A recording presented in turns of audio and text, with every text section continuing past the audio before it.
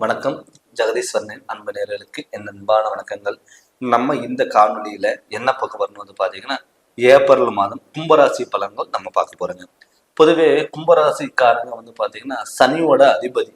இப்ப சனி வந்து பார்த்தீங்கன்னா தன்னுடைய ராசியில ஜென்ம சனியாகவும் இருக்குங்க. அது மட்டும் சனியோட வந்து பார்த்தீங்கன்னா செவ்வாயும் இடம்பெற போகுது. அப்படி இருக்கும்போது வந்து பார்த்தீங்கன்னா இந்த ஏப்ரல் மாதத்துல கொஞ்சம் வந்து பார்த்தீங்கன்னா கோபங்கள் அதிகமாக வரும். அவசியம் எந்த ஒரு விஷயம் நீங்க யோசிக்காம நீங்க பண்ணக்கூடாது. இது எடுத்தோம், இது முடிச்சோம், இது கவுத்தோம் அப்படிங்கிறது இருக்கக்கூடாது. ஏன்னு கேட்டீங்கன்னா சனியும் செவ்வாயும் சேரும் பொழுது ஒரு விஷயம் நம்ம யோசிக்காம நம்ம பண்ணிட்டு பின்னாடி வருத்தப்படக்கூடிய ஒரு சூழ்நிலையில் உருவாகலாம். அதனால வந்து பாத்தீங்கன்னா பொறுமைங்கிறது அவசியம்.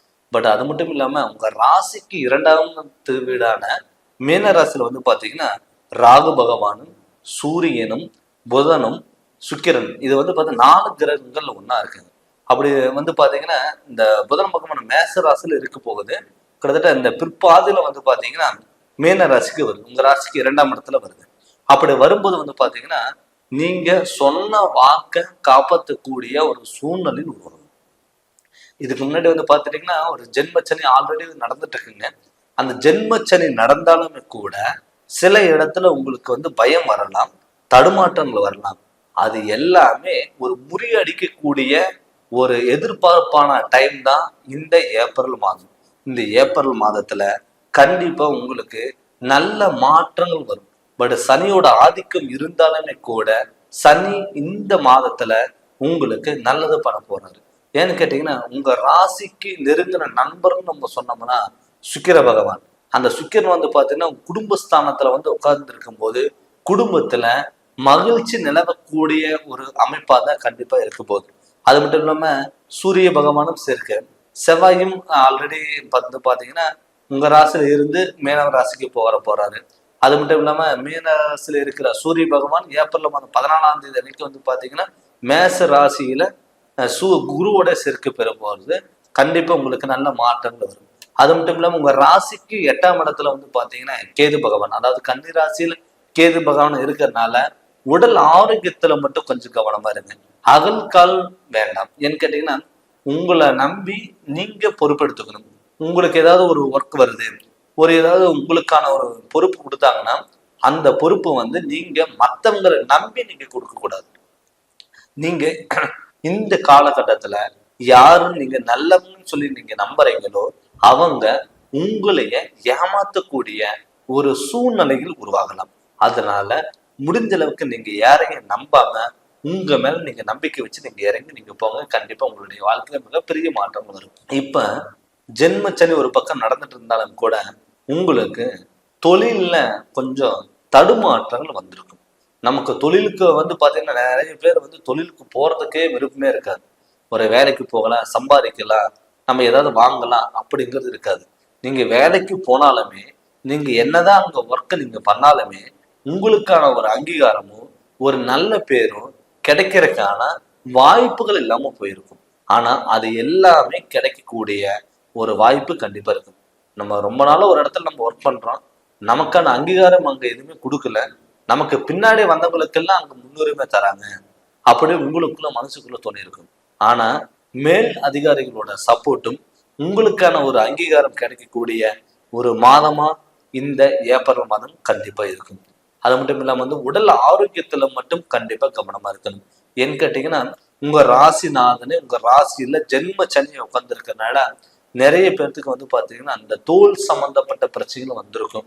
அது மட்டும் இல்லாம உடம்பு ஹீட் சம்பந்தப்பட்டது, கொப்பளங்கள் சம்பந்தப்பட்டது, இது கண் எரிச்சல், இது மாதிரி எல்லாம் வரலாம். அதனால உடல் ஆரோக்கியத்துல கண்டிப்பா கவனமா இருக்கணும். அது மட்டும் இல்லாம கணவன் மனைவிக்குள்ள கொஞ்சம் நீங்க விட்டு கொடுத்துட்டு போகணும். ஏன்னு கேட்டீங்கன்னா இப்ப உங்க வாக்குக்கு 2ஆம் இடத்துல வந்து பாத்தீங்கன்னா ராகு பகவானும் இருக்காரு. அப்படி ராகு பகவான் இருக்கும் பொழுது என்ன ஆகும்னா நீங்க ஒரு விஷயம் நீங்க சொல்றீங்க அப்படின்னா கூட நீங்க ஒருத்தருக்கு நல்லதே நீங்க சொன்னாலுமே அது இடையில உங்களுக்கு வந்து பாத்தீங்கன்னா தப்பா வந்து முடியக்கூடிய ஒரு சூழ்நிலையில் உருவாகலாம். அதனால வந்து பாத்தீங்கன்னா நீங்க யாருக்கிட்ட பேசினாலும் கொஞ்சம் விட்டு கொடுத்துட்டு பொறுமையா நீங்க பேசுங்க. கண்டிப்பா உங்களுக்கு நல்ல மாற்றங்கள் கண்டிப்பா வரும். அது மட்டும் இல்லாம குழந்தை பாக்கியம் இல்லாதவங்களுக்கு சார் நான் நம்ம மேரேஜ் ஆகி கிட்டத்தட்ட 2-3 வருஷம் ஆச்சு. நாங்க போகாத கோயிலும் இல்லை, பார்க்காத வைத்தியரையும் இல்லை அப்படின்னு நிறைய பேர் வந்து பார்த்தீங்கன்னா கும்பராசிக்காரங்களுக்கு கண்டிப்பாக நினைச்சிருப்பீங்க. ஏன்னு கேட்டிங்கன்னா, குழந்தை பாக்கியம் நம்ம என்னதான் சொத்து வச்சிருந்தாலும் நமக்கு போய் ஒரு இடத்துல ஒரு ஃபங்க்ஷனுக்கு போகும்போது நம்ம குழந்தை நல்லா இருக்கா, நீங்க நல்லா இருக்கீங்களா தான் கேட்பாங்க. அதுக்கு வந்து மெயின் வந்து பார்த்தீங்கன்னா குழந்தை பாக்கியம். இப்போ அந்த குழந்தை பாக்கியம்னு சொல்லும்போது உங்க ராசிக்கு அதிபதி 5ஆம் அதிபதி வந்து பார்த்தீங்கன்னா புதன். இப்போ புதன் வந்து பார்த்தீங்கன்னா உங்க குடும்பஸ்தானத்துல உட்காரும் பொழுது உங்களுக்கு குடும்ப விருத்திங்கிறது கண்டிப்பா இருக்கும். ஏன்னு கேட்டீங்கன்னா உங்களுடைய வாரிசுகள் அடுத்த கட்டத்துக்கு நோக்கி போறதுக்கூடிய ஒரு அமைப்பா தான் அது இருக்கும். அதனால வந்து பார்த்தீங்கன்னா குழந்தை பாக்கியம் இல்லாதவங்களுக்கு கட்டாயம் குழந்தை பாக்கியங்கிறது கண்டிப்பா கிடைக்கும். அது மட்டும் இல்லாம வண்டி வாகனத்துல போகும்போது மட்டும் கண்டிப்பா கவனமா இருக்கணும். ஏன்னு கேட்டீங்கன்னா முடிஞ்ச அளவுக்கு நைட் நேரத்துல டிராவல் பண்றதோ, இல்ல உங்க வண்டி எடுத்து உங்க நண்பர்கள் கேட்கறாங்கன்னு சொல்லிட்டு அவங்களுக்கு கொடுக்கறதோ, அது முடிஞ்ச அளவுக்கு நீங்க தவிர்த்துக்கோங்க.